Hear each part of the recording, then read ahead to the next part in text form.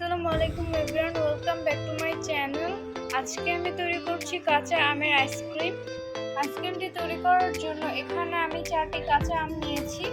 আমগুলোকে আমি ধুয়ে ছিলে নিয়েছি। চুলায় একটি প্যান বসিয়ে পরিমাণ মতো পানি গরম করে নিয়েছি। এবার এগুলোর মধ্যে আমগুলো দিয়ে দিচ্ছি। একটি ঢাকনা দিয়ে ঢেকে আমগুলোকে সিদ্ধ করে নিচ্ছি। আমটা ভালোভাবে সিদ্ধ হয়ে গিয়েছে। এবার এটাকে চুলা থেকে নামিয়ে ঠান্ডা করে নিচ্ছি। আর আমগুলো থেকে রাটিটা বের করে নিচ্ছি।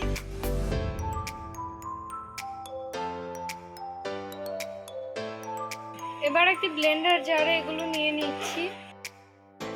দিচ্ছি পরিমাণ মতো চিনি, বিট লবণ দিচ্ছি হাফ চামচ। যে পানিটা দিয়ে আমগুলো সিদ্ধ করেছিলাম তার থেকে দিয়ে দিচ্ছি 1 কাপ পানি।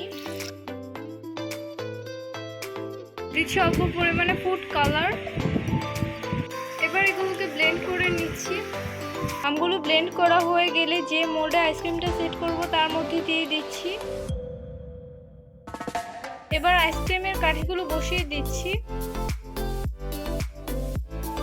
এবার এটাকে 12 ঘন্টার জন্য ফ্রিজে রেখে দিব। এক্সট্রা যেটুকু ছিল সেটা আমি আরেকটি মোল্ডের মধ্যে দিয়ে দিচ্ছি।